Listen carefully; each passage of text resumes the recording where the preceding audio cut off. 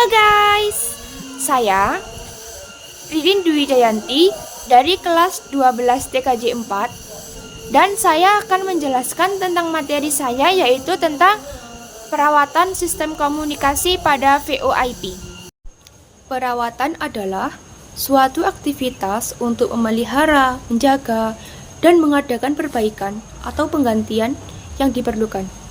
Pada bahasan kali ini, kita akan membahas tentang perawatan komputer terapan. Dan materi-materi yang akan dibahas yaitu 1. Memeriksa kinerja piranti sesuai fungsi pada manual. 2. Membersihkan dan menyimpan log kerja peralatan. 3. Melakukan backup. Dan yang keempat, melakukan pengembalian konfigurasi atau restore hasil backup. Yang pertama, memeriksa kinerja piranti sesuai fungsi pada manual. Oke, saya akan menjelaskan bahwa sudah menjadi kewajiban setiap para pengguna dan tidak boleh dilupakan untuk selalu merawat komputer mereka dengan baik agar komputer tidak rusak dan hangus. Dalam memeriksa kinerja piranti, supaya tidak lemot atau mengalami masalah, ada dua sisi yang harus kita periksa, yaitu yang pertama dari sisi hardware dan yang kedua dari sisi software. Saya akan menjelaskan sebagai berikut ini. Baik, yang pertama dari sisi hardware. Konsentrasi debu pada peralatan atau piranti yang menempel di dalam CPU atau di luar CPU, khususnya pada komputer atau PC. Bersihkan setiap 1 minggu sekali secara rutin. Pemasangan periperal, apakah benar kokoh atau tidak. Pemasangan soket yang benar pas atau tidak. Kondisi power supply, apakah masih baik atau tidak. Serta daya listriknya stabil atau tidak. Listrik, apakah stabil atau tidak? Seringkali listrik drop atau mati sehingga komputer mati mendadak tanpa disadun. Gunakan stop volt atau stabilizer atau UPS. Dari sisi software, sistem operasi apakah sudah memenuhi spesifikasi dari PC?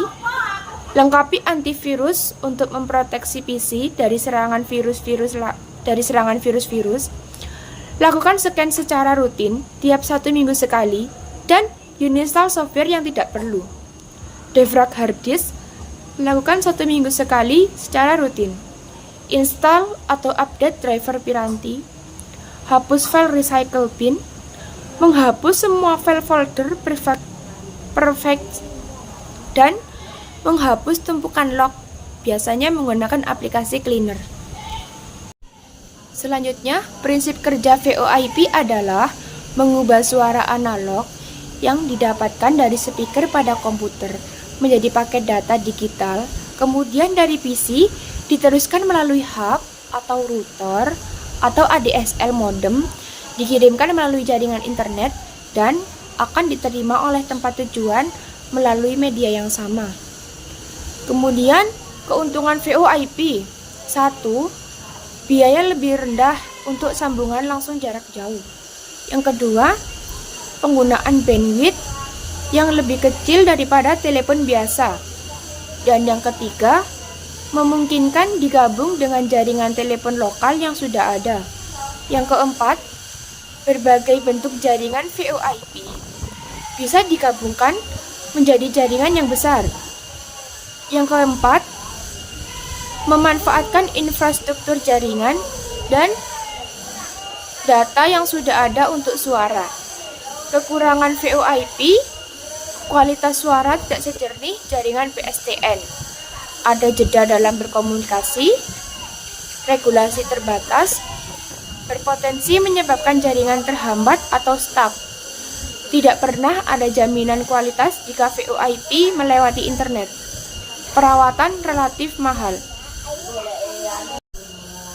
Cara kerja soft switch.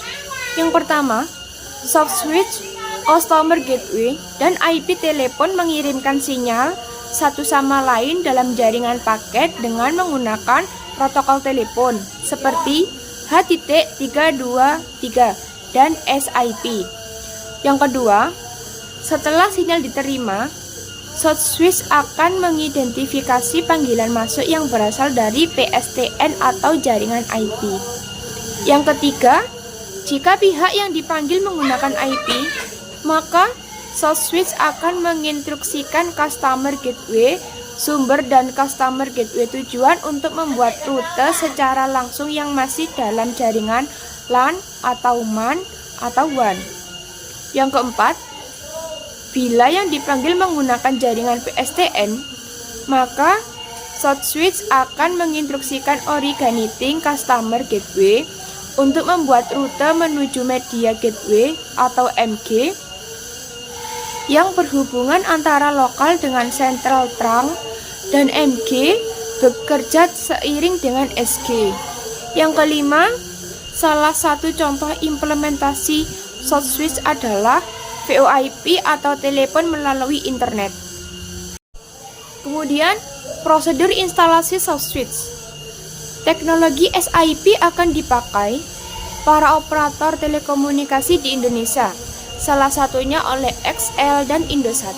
Untuk menjalankan Asterix secara minimal, sebenarnya tidak banyak yang harus diinstalasi, hanya yang memiliki fungsi untuk 1. Autentikasi user dengan nomor telepon dan password. 2. Dial PAN untuk mengatur apa yang dilakukan call ke nomor tertentu. Enum supaya Anterix nantinya bisa mengenali nomor tersebut. Dan sedangkan untuk peralatan yang diperlukan seperti sambungan LAN, sambungan internet, PC, dan Linux. Sekian ya dari saya. Mohon maaf bila ada kesalahan dalam mengucapkan materi, karena kesempurnaan hanyalah milik Allah Subhanahu wa Ta'ala. Demikian dari saya. Dadah.